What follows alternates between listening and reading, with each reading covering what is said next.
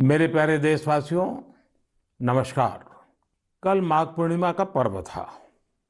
माघ का महीना विशेष रूप से नदियों, सरोवरों और जल स्रोतों से जुड़ा हुआ माना जाता है। हमारे शास्त्रों में कहा गया है, माघे निमग्ना सलिले सुशीते विमुक्त पापा त्रिदिवम प्रयान्ति। अर्थात माघ महीने में किसी भी पवित्र जलाशय में स्नान को पवित्र माना जाता है। दुनिया के हर समाज में नदी के साथ जुड़ी हुई कोई न कोई परंपरा होती ही है। नदी तट पर अनेक सभ्यताएं भी विकसित हुई हैं। हमारी संस्कृति क्योंकि हजारों वर्ष पुरानी है, इसलिए इसका विस्तार हमारे यहाँ और ज्यादा मिलता है। भारत में कोई ऐसा दिन नहीं होगा जब देश के किसी न किसी कोने में पानी से जुड़ा कोई उत्सव न हो। माघ के दिनों में तो लोग अपना घर, परिवार, सुख सुविधा छोड़कर पूरे महीने नदियों के किनारे कल्पवास करने जाते हैं। इस बार हरिद्वार में कुंभ भी हो रहा है। जल हमारे लिए जीवन भी है, आस्था भी है और विकास की धारा भी है। पानी एक तरह से पारस से भी ज्यादा महत्वपूर्ण है। कहा जाता है, पारस के स्पर्श से लोहा सोने में परिवर्तित हो जाता है। वैसे ही पानी का स्पर्श जीवन के लिए जरूरी है, विकास के लिए जरूरी है। साथियों, माघ महीने को जल से जोड़ने का संभवतः एक और भी कारण है। इसके बाद से ही सर्दियां खत्म हो जाती हैं और गर्मियों की दस्तक होने लगती हैं। इसलिए पानी के संरक्षण के लिए हमें अभी से ही प्रयास शुरू कर देने चाहिए। कुछ दिनों बाद मार्च महीने में ही 22 तारीख को वर्ल्ड वाटर डे भी है। मुझे यूपी की आराध्या जी ने लिखा है कि दुनिया में करोड़ों लोग अपने जीवन का बहुत बड़ा हिस्सा पानी की कमी को पूरा करने में ही लगा देते हैं। बिन पानी सब सून, ऐसे ही नहीं कहा गया है। पानी के संकट को हल करने के लिए एक बहुत ही अच्छा मैसेज पश्चिम बंगाल के उत्तर दिनाजपुर से सुजीत जी ने मुझे भेजा है। सुजीत जी ने लिखा है कि प्रकृति ने जल के रूप में हमें एक सामूहिक उपहार दिया है, इसलिए इसे बचाने की जिम्मेदारी भी सामूहिक है। ये बात सही है। जैसे सामूहिक उपहार है, वैसे ही सामूहिक उत्तरदायित्व भी है। सुजीत जी की बात बिल्कुल सही है। नदी, तालाब, झील, वर्षा या जमीन का पानी, ये सब हर किसी के लिए है। साथियों, एक समय था जब गांव में कुएं, पोखर, इनकी देखभाल सब मिलकर करते थे। अब ऐसा ही एक प्रयास तमिलनाडु के तिरुवन्नामलाई में हो रहा है। यहाँ स्थानीय लोगों ने अपने कुओं को संरक्षित करने के लिए अभियान चलाया हुआ है। ये लोग अपने इलाके में वर्षों से बंद पड़े सार्वजनिक कुओं को फिर से जीवित कर रहे हैं। मध्य प्रदेश के अगरोदा गांव की बबीता राजपूत जी भी जो कर रही है, उससे आप सभी को प्रेरणा मिलेगी। बबीता जी का गांव बुंदेलखंड में है। उनके गांव के पास कभी एक बहुत बड़ी झील थी जो सूख गई थी। उन्होंने गांव की ही दूसरी महिलाओं को साथ लिया और झील तक पानी ले जाने के लिए एक नहर बना दी। इस नहर से बारिश का पानी सीधे झील में जाने लगा। अब ये झील पानी से भरी रहती है। साथियों, उत्तराखंड के बागेश्वर में रहने वाले जगदीश कुनियाल जी का काम भी बहुत कुछ सिखाता है। जगदीश जी का गांव और आसपास का क्षेत्र पानी की जरूरतों के लिए एक प्राकृतिक स्रोत पर निर्भर था, लेकिन कई साल पहले ये स्रोत सूख गया। इससे पूरे इलाके में पानी का संकट गहराता चला गया। जगदीश जी ने इस संकट का हल वृक्षारोपण से करने की ठानी। उन्हें पूरे इलाके में गांव के लोगों के साथ मिलकर हजारों पेड़ लगाए और आज उनके इलाके का सूख चुका वो जल स्रोत फिर से भर गया है। साथियों, पानी को लेकर हमें इसी तरह अपनी सामूहिक जिम्मेदारियों को समझना होगा। भारत के ज्यादातर हिस्सों में मई जून में बारिश शुरू होती है। क्या हम अभी से अपने आसपास के जल स्रोतों की सफाई के लिए, वर्षा जल के संचयन के लिए 100 दिन का कोई अभियान शुरू कर सकते हैं? इसी सोच के साथ अब से कुछ दिन बाद जल शक्ति मंत्रालय द्वारा भी जल शक्ति अभियान कैच द रेन भी शुरू किया जा रहा है। इस अभियान का मूल मंत्र है catch the rain where it falls when it falls. हम अभी से जुटेंगे, हम पहले से जो रेन वाटर हार्वेस्टिंग सिस्टम है उन्हें दुरुस्त करवा लेंगे, गांवों में, तालाबों में, पोखरों की सफाई करवा लेंगे, जल स्रोतों तक जा रहे पानी के रास्ते की रुकावटें दूर कर लेंगे, तो ज्यादा से ज्यादा वर्षा जल का संचयन कर पाएंगे। मेरे प्यारे देशवासियों, जब भी माघ महीने और इसके आध्यात्मिक सामाजिक महत्व की चर्चा होती है तो ये चर्चा एक नाम के बिना पूरी नहीं होती। ये नाम है संत रविदास जी का। माघ पूर्णिमा के दिन ही संत रविदास जी की जयंती होती है। आज भी संत रविदास जी के शब्द, उनका ज्ञान हमारा पथ प्रदर्शन करता है। उन्होंने कहा था, एकई माटी के सब भांडे, सबका एको सृजनहार। रविदास व्यापई एकई घट भीतर, सबको एकई घड़े कुम्हार। हम सभी एक ही मिट्टी के बर्तन हैं, हम सभी को एक ने ही गढ़ा है। संत रविदास जी ने समाज में व्याप्त विकृतियों पर हमेशा खुलकर अपनी बात कही। उन्होंने इन विकृतियों को समाज के सामने रखा, उसे सुधारने की राह दिखाई। और तभी तो मीरा जी ने कहा था, गुरु मिलिया रैदास, दीनी ज्ञान की घुटकी। ये मेरा सौभाग्य है कि मैं संत रविदास जी की जन्मस्थली वाराणसी से जुड़ा हुआ हूँ। संत रविदास जी के जीवन की आध्यात्मिक ऊंचाई को और उनकी ऊर्जा को मैंने उस तीर्थ स्थल में अनुभव किया है। साथियों, रविदास जी कहते थे, करम बंधन में बंद रहियो, फल की नात जियो आस।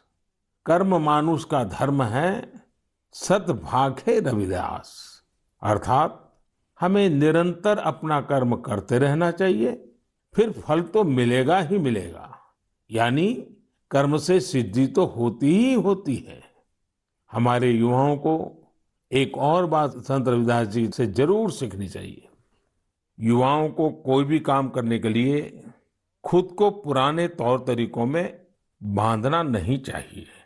आप अपने जीवन को खुद ही तय करिए, अपने तौर तरीके भी खुद बनाइए और अपने लक्ष्य भी खुद ही तय करिए।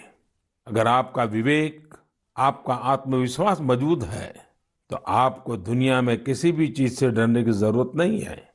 मैं ऐसा इसलिए कहता हूं क्योंकि कई बार हमारे युवा एक चली आ रही सोच के दबाव में वो काम नहीं कर पाते जो करना वाकई उन्हें पसंद होता है। इसलिए आपको कभी भी नया सोचने, नया करने में संकोच नहीं करना चाहिए। इसी तरह संत रविदास जी ने एक और महत्वपूर्ण संदेश दिया है। ये संदेश है अपने पैरों पर खड़ा होना। हम अपने सपनों के लिए किसी दूसरे पर निर्भर रहें, ये बिल्कुल ठीक नहीं है। जो जैसा है वैसा चलता रहे। रविदास जी कभी भी इसके पक्ष में नहीं थे। और आज हम देखते हैं कि देश का युवा भी इस सोच के पक्ष में बिल्कुल नहीं है। आज जब मैं देश के युवाओं में इनोवेटिव स्पिरिट देखता हूं तो मुझे लगता है कि हमारे युवाओं पर संत रविदास जी को जरूर गर्व होता।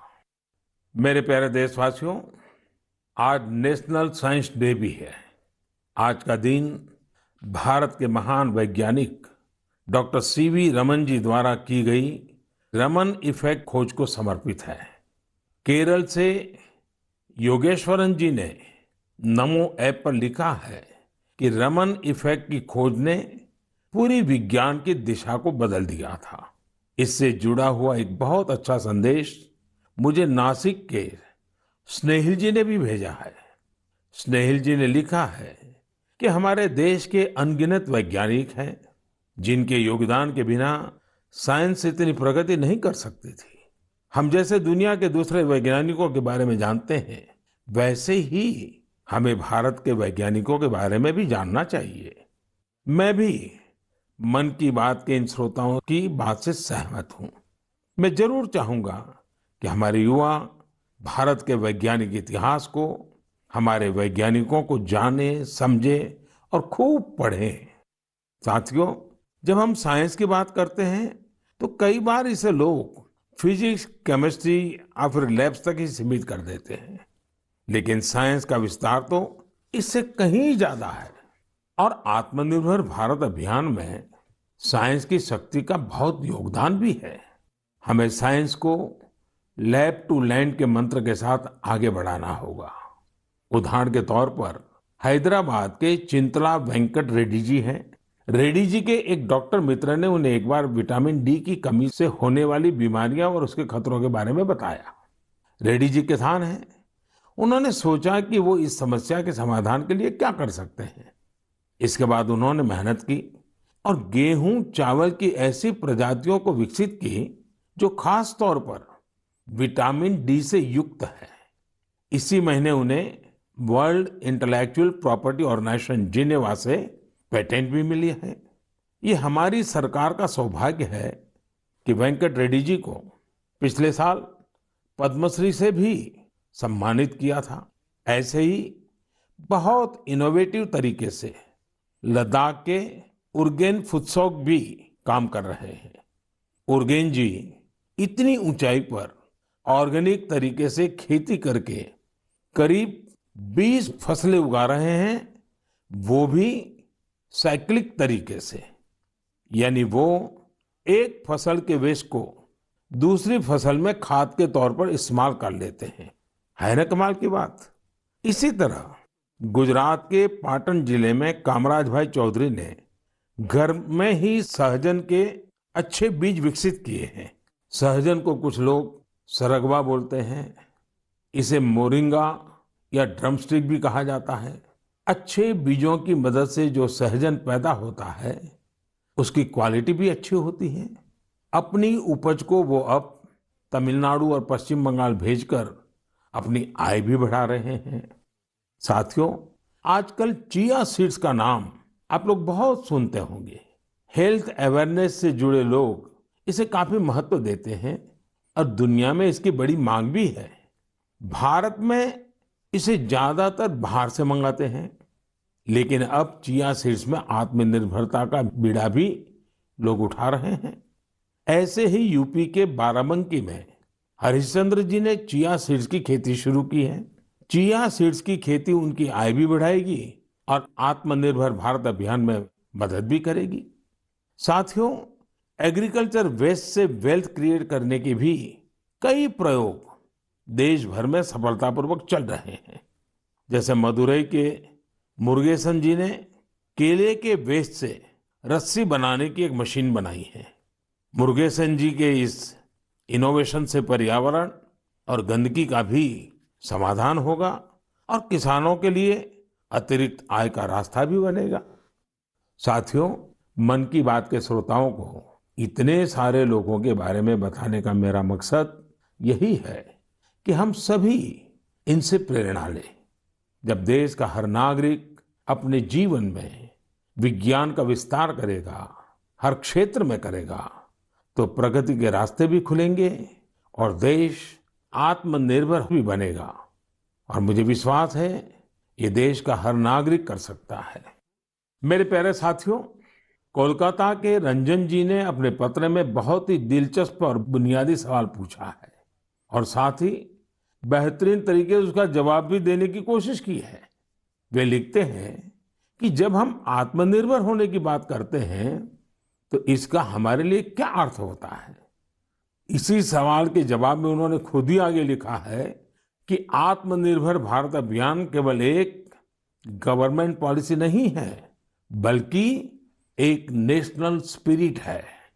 वो मानते हैं कि आत्मनिर्भर होने का अर्थ है कि अपनी किस्मत का फैसला खुद करना, यानी स्वयं अपने भाग्य का नियंता होना। रंजन बाबू की बात 100% सही है। उनकी बात को आगे बढ़ाते हुए मैं ये भी कहूंगा कि आत्मनिर्भरता की पहली शर्त होती है अपने देश की चीजों पर गर्व होना, अपने देश के लोगों द्वारा बनाई वस्तुओं पर गर्व होना। जब प्रत्येक देशवासी गर्व करता है, प्रत्येक देशवासी जुड़ता है, तो आत्मनिर्भर भारत सिर्फ एक आर्थिक अभियान न रहकर एक नेशनल स्पिरिट बन जाता है। जब आसमान में हम अपने देश में बने फाइटर प्लेन तेजस को कलाबाजियां खाते देखते हैं, जब भारत में बने टैंक, भारत में बनी मिसाइलें हमारा गौरव बढ़ाते हैं, जब समृद्ध देशों में हम मेट्रो ट्रेन के मेड इन इंडिया कोचेस देखते हैं, जब दर्जनों देशों तक made in India corona vaccine को पहुंचते ही देखते हैं, तो हमारा माथा और ऊंचा हो जाता है। और ऐसा ही नहीं है कि बड़ी बड़ी चीजें ही भारत को आत्मनिर्भर बनाएगी। भारत में बने कपड़े, भारत के टैलेंटेड कारीगरों द्वारा बनाया गया हैंडीक्राफ्ट का सामान, भारत के इलेक्ट्रॉनिक उपकरण, भारत के मोबाइल, हर क्षेत्र में हमें इस गौरव को बढ़ाना होगा। जब हम इसी सोच के साथ आगे बढ़ेंगे, तभी सही मायने में आत्मनिर्भर बन पाएंगे। और साथियों, मुझे खुशी है कि आत्मनिर्भर भारत का ये मंत्र देश के गांव-गांव में पहुंच रहा है। बिहार के बेतिया में यही हुआ है, जिसके बारे में मुझे मीडिया में पढ़ने को मिला।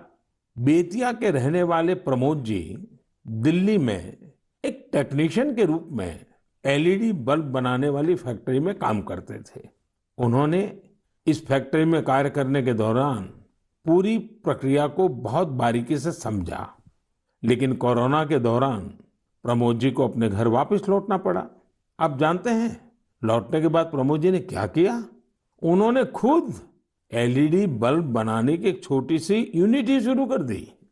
उन्होंने अपने क्षेत्र के कुछ युवाओं को साथ लिया और कुछ ही महीनों में फैक्ट्री वर्कर से लेकर फैक्ट्री ओनर बनने तक का सफर पूरा कर दिया, वह भी अपने ही घर में रहते हुए। एक और उदाहरण है यूपी के गढ़मुक्तेश्वर का।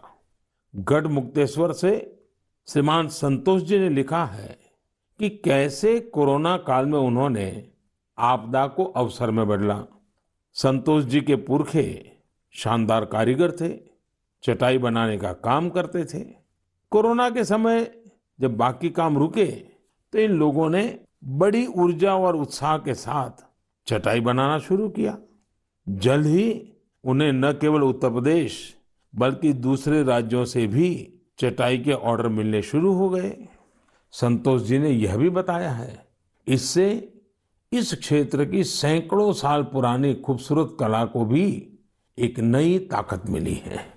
साथियों, देश भर में ऐसे कई उदाहरण हैं जहां लोग आत्मनिर्भर भारत अभियान में इसी तरह अपना योगदान दे रहे हैं। आज यह एक भाव बन चुका है जो आम जनों के दिलों में प्रवाहित हो रहा है। मेरे प्यारे देशवासियों, मैंने नमो ऐप पर गुड़गांव निवासी मयूर की एक इंटरेस्टिंग पोस्ट देखी। वे पैशनेट बर्ड वॉचर और नेचर लवर है। मयूर जी ने लिखा है कि मैं तो हरियाणा में रहता हूं, लेकिन मैं चाहता हूं कि आप असम के लोगों और विशेष रूप से काजीरंगा के लोगों की चर्चा करें। मुझे लगा कि मयूर जी राइनोज के बारे में बात करेंगे, जिन्हें वहां का गौरव कहा जाता है। लेकिन मयूर जी ने काजीरंगा में वाटरफॉल्स की संख्या में हुई बढ़ोतरी को लेकर असम के लोगों की सराहना के लिए कहा है। मैं ढूंढ रहा था कि हम वाटरफॉल्स को साधारण शब्दों में क्या कह सकते हैं, तो एक शब्द मिला, जल पक्षी। ऐसे पक्षी जिनका बसेरा पेड़ों पर नहीं पानी पर होता है, जैसे बतख वगैरह। Kaziranga national park and tiger reserve authority कुछ समय से एनुअल वाटरफाउल सेंसस करती आ रही है। इस सेंसस से जल पक्षियों की संख्या का पता चलता है और उनके पसंदीदा हैबिटेट की जानकारी मिलती है। अभी 2-3 सप्ताह पहले ही सर्वे फिर हुआ है। आपको भी ये जानकर खुशी होगी कि इस बार जल पक्षियों की संख्या पिछले वर्ष की तुलना में करीब 175% ज्यादा आई है। इस सेंसस के दौरान काजीरंगा नेशनल पार्क में बर्ड्स की कुल 112 स्पीशीज को देखा गया है। इनमें से 58 स्पीशीज यूरोप, सेंट्रल एशिया और ईस्ट एशिया सहित दुनिया के विभिन्न हिस्सों से आए विंटर माइग्रेंट्स है। इसका सबसे महत्वपूर्ण कारण यह है कि यहाँ बेहतर वाटर कंजर्वेशन होने के साथ ह्यूमन इंटरफियरेंस बहुत कम है। वैसे कुछ मामलों में पॉजिटिव ह्यूमन इंटरफियरेंस भी बहुत महत्वपूर्ण होता है। असम के श्री जादव पायेंग को ही देख लीजिए। आप में से कुछ लोग उनके बारे में जरूर जानते होंगे। अपने कार्यों के लिए उन्हें पद्म सम्मान मिला है। श्री जादव पायेंग वो शख्स हैं जिन्होंने असम में मजुली आइलैंड में करीब 300 हेक्टेयर प्लांटेशन में अपना सक्रिय योगदान दिया है। वे वन संरक्षण के लिए काम करते रहे हैं और लोगों को प्लांटेशन एवं बायोडायवर्सिटी के कंजर्वेशन को लेकर प्रेरित करने में भी जुटे हुए हैं। साथियों, असम में हमारे मंदिर भी प्रकृति के संरक्षण में अपनी अलग ही भूमिका निभा रहे हैं। यदि आप हमारे मंदिरों को देखेंगे तो पाएंगे कि हर मंदिर के पास तालाब होता है। हजो स्थित हयाग्रीव मधेब मंदिर, सोनितपुर के नागशंकर मंदिर और गुवाहाटी में स्थित उग्रतारा टेम्पल के पास इस प्रकार के कई तालाब हैं। इनका उपयोग विलुप्त होते कछुओं की प्रजातियों को बचाने के लिए किया जा रहा है। असम में कछुओं की सबसे अधिक प्रजातियां पाई जाती हैं। मंदिरों के ये तालाब कछुओं के संरक्षण, प्रजनन और उनके बारे में प्रशिक्षण के लिए एक बेहतरीन स्थल बन सकते हैं। मेरे प्यारे देशवासियों, कुछ लोग समझते हैं कि इनोवेशन करने के लिए आपका साइंटिस्ट होना जरूरी है। कुछ सोचते हैं कि दूसरों को कुछ सिखाने के लिए आपका टीचर होना जरूरी है। इस सोच को चुनौती देने वाले व्यक्ति हमेशा सराहनीय होते हैं। अब जैसे क्या कोई किसी को सोल्जर बनने के लिए प्रशिक्षित करता है तो क्या उसको सैनिक होना जरूरी है? आप सोच रहे होंगे कि हाँ, जरूरी है। लेकिन यहाँ थोड़ा सा ट्विस्ट है। माई गॉव पर कमलकांत जी ने मीडिया की एक रिपोर्ट साझा की है जो कुछ अलग बात कहती है। ओडिशा में अराखुड़ा में एक सज्जन है नायक सर। वैसे तो इनका नाम सिलू नायक है, पर सब उन्हें नायक सर ही बुलाते हैं। दरअसल वे मैन ऑन अ मिशन है। वह उन युवाओं को मुफ्त में प्रशिक्षित करते हैं जो सेना में शामिल होना चाहते हैं। नायक सर के ऑर्गेनाइजेशन का नाम महागुरु बटालियन है। इसमें फिजिकल फिटनेस से लेकर इंटरव्यूज तक और राइटिंग से लेकर ट्रेनिंग तक इन सभी पहलुओं के बारे में बताया जाता है। आपको यह जानकर हैरानी होगी कि उन्होंने जिन लोगों को प्रशिक्षण दिया है, उन्होंने थल सेना, जल सेना, वायुसेना, सीआरपीएफ, बीएसएफ ऐसे यूनिफॉर्म फोर्सेस में अपनी जगह बनाई है। वैसे आप ये जानकर भी आश्चर्य से भर जाएंगे कि सिलू नायक जी ने खुद ओडिशा पुलिस में भर्ती होने के लिए प्रयास किया था, लेकिन वो सफल नहीं हो पाए। इसके बावजूद उन्होंने अपने प्रशिक्षण के दम पर अनेक युवाओं को राष्ट्र सेवा के योग्य बनाया है। आइए हम सब मिलकर नायक सर को शुभकामना दें कि वह हमारे देश के लिए और अधिक नायकों को तैयार करें। साथियों, कभी कभी बहुत छोटा और साधारण सा सवाल भी मन को झकझोर जाता है। ये सवाल लंबे नहीं होते हैं, बहुत सिंपल होते हैं, फिर भी वे हमें सोचने पर मजबूर कर देते हैं। कुछ दिन पहले हैदराबाद की अपर्णा रेड्डी जी ने मुझसे ऐसा ही एक सवाल पूछा। उन्होंने कहा कि आप इतने साल से पीएम है, इतने साल सीएम रहे, क्या आपको कभी लगता है कि कुछ कमी रह गई? अपर्णा जी का सवाल बहुत सहज है, लेकिन उतना ही मुश्किल भी। मैंने इस सवाल पर विचार किया और खुद से कहा, मेरी एक कमी ये रही कि मैं दुनिया की सबसे प्राचीन भाषा तमिल सीखने के लिए बहुत प्रयास नहीं कर पाया। मैं तमिल नहीं सीख पाया। यह एक ऐसी सुंदर भाषा है जो दुनिया भर में लोकप्रिय है। बहुत से लोगों ने मुझे तमिल लिटरेचर की क्वालिटी और इसमें लिखी गई कविताओं की गहराई के बारे में बहुत कुछ बताया है। भारत ऐसी अनेक भाषाओं की स्थली है जो हमारी संस्कृति और गौरव का प्रतीक है। भाषा के बारे में बात करते हुए मैं एक छोटी सी इंटरेस्टिंग क्लिप आप सबके साथ साझा करना चाहता हूँ। भवतां सर्वेषां हार्दं हार्दं स्वागतम् अस्ति। एकता मूर्त्याः दक्षिणतः सातपुला पर्वतमाला अस्ति। एकता मूर्त्याः वामतः विन्ध्याचल पर्वतमाला अस्ति। एकता मूर्त्याः नर्मदा नदीस्य उपरि भागे वर्तते। अहम् एकता मूर्त्याः कार्यकर्ता अस्ति। सरदार वल्लभभाई पटेलः लोह पुरुषः इति उच्यते। दरअसल अभी जो आप सुन रहे थे वो स्टैच्यू ऑफ यूनिटी पर एक गाइड संस्कृत में लोगों को सरदार पटेल की दुनिया की सबसे ऊंची प्रतिमा के बारे में बता रही है। आपको जानकर खुशी होगी कि केवड़िया में 15 से ज्यादा गाइड धारा प्रवाह संस्कृत में लोगों को गाइड करते हैं। अब मैं आपको एक और आवाज सुनवाता हूँ। कन्निकं प्रक्षेपकाय कान्हा ब्रह्मचारी कन्मुकं प्रक्षिप्तवान् तदा तदा संस्कृत महाविद्यालय से दलनायकः अखिलेश पांडेयः तीव्रगत्या कन्फल्केन कन्मुकं ताडितं तदा आकाशमार्गेण उड्डयन् कन्मुकं सीमारेखातः बहिर्गतं ततः खड्गधावनं तेषां कोशे खड्गधावनं।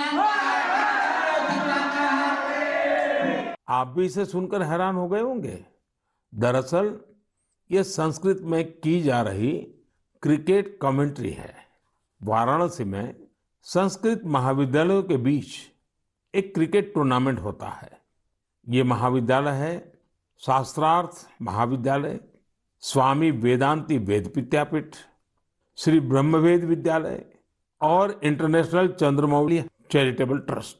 इस टूर्नामेंट के मैचों के दौरान कमेंट्री संस्कृत में भी की जाती है।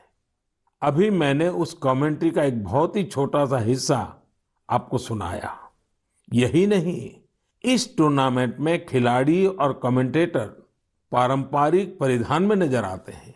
यदि आपको एनर्जी, एक्साइटमेंट, सस्पेंस सब कुछ एक साथ चाहिए तो आपको खेलों की कमेंट्री सुननी चाहिए। टीवी आने से बहुत पहले स्पोर्ट्स कमेंट्री ही वो माध्यम थी जिसके जरिए क्रिकेट और हॉकी जैसे खेलों का रोमांच देश भर के लोग महसूस करते थे। टेनिस और फुटबॉल मैचों की कमेंट्री भी बहुत अच्छी तरह से पेश की जाती है। हमने देखा है कि जिन खेलों में कमेंट्री समृद्ध है उनका प्रचार प्रसार बहुत तेजी से होता है। हमारे यहाँ भी बहुत से भारतीय खेल हैं, लेकिन उनमें कमेंट्री कल्चर नहीं आया है और इस वजह से वो लुप्त होने की स्थिति में है। मेरे मन में एक विचार है, क्यों न अलग अलग स्पोर्ट्स और विशेषकर भारतीय खेलों की अच्छी कमेंट्री अधिक से अधिक भाषाओं में हो। हमें इसे प्रोत्साहित करने के बारे में जरूर सोचना चाहिए। मैं खेल मंत्रालय और प्राइवेट संस्थान के सहयोगियों से इस बारे में सोचने का आग्रह करूंगा। मेरे प्यारे युवा साथियों, आने वाले कुछ महीने आप सबके जीवन में विशेष महत्व रखते हैं। अधिकतर युवा साथियों के एग्जाम्स, परीक्षाएं होगी। आप सबको याद है ना, वॉरियर बनना है, वॉरियर नहीं। हंसते हुए एग्जाम देने जाना है और मुस्कुराते हुए लौटना है। किसी और से नहीं, अपने आप से ही स्पर्धा करनी है, पर्याप्त नींद भी लेनी है और टाइम मैनेजमेंट भी करना है। खेलना भी नहीं छोड़ना है, क्योंकि जो खेले वो खिले। रिवीजन और याद करने के स्मार्ट तरीके अपनाने हैं। यानी कुल मिलाकर इन एग्जाम्स में अपने बेस्ट को बाहर लाना है। आप सोच रहे होंगे यह सब होगा कैसे? हम सब मिलकर यह करने वाले हैं। हर वर्ष की तरह इस वर्ष भी हम सब करेंगे परीक्षा पे चर्चा। लेकिन मार्च में होने वाली परीक्षा पे चर्चा से पहले मेरी आप सभी एग्जाम वॉरियर से, पेरेंट्स से और टीचर से रिक्वेस्ट है कि अपने अनुभव, अपने टिप्स जरूर शेयर करें। आप माय गॉव पर शेयर कर सकते हैं, नरेंद्र मोदी ऐप पर शेयर कर सकते हैं। इस बार की परीक्षा पे चर्चा में युवाओं के साथ साथ पेरेंट्स और टीचर्स भी आमंत्रित है। कैसे पार्टिसिपेट करना है, कैसे प्राइज जीतने हैं, कैसे मेरे साथ डिस्कशन का अवसर पाना है, ये सारी जानकारियां आपको माय गॉव पर मिलेगी। अब तक 1 लाख से अधिक विद्यार्थी, करीब 40,000 पेरेंट्स और तकरीबन 10,000 टीचर भाग ले चुके हैं। आप भी आज ही पार्टिसिपेट कीजिए। इस कोरोना के समय में मैंने कुछ समय निकालकर एग्जाम वॉरियर बुक में भी कई नए मंत्र जोड़ दिए हैं। अब इसमें पेरेंट्स के लिए भी कुछ मंत्र ऐड किए गए हैं। इन मंत्रों से जुड़ी ढेर सारी interesting activities Narendra Modi app पर दी हुई है, जो आपके अंदर के एग्जाम वॉरियर को इग्नाइट करने में मदद करेगी। आप इनको जरूर ट्राई करके देखिए। सभी युवा साथियों को आने वाली परीक्षाओं के लिए बहुत बहुत शुभकामनाएं। मेरे प्यारे देशवासियों, मार्च का महीना हमारे फाइनेंशियल ईयर का आखिरी महीना भी होता है। इसलिए आप में से बहुत से लोगों के लिए काफी व्यस्तता भी रहेगी। अब जिस तरह से देश में आर्थिक गतिविधियां तेज हो रही हैं, उससे हमारे व्यापारी और उद्यमी साथियों की व्यस्तता भी बहुत बढ़ रही है। इन सारे कार्यों के बीच हमें कोरोना से सावधानी कम नहीं करनी है। आप सब स्वस्थ रहेंगे, खुश रहेंगे, कर्तव्य पथ पर डटे रहेंगे तो देश तेजी से आगे बढ़ता रहेगा। आप सभी को त्योहारों की अग्रिम शुभकामनाएं।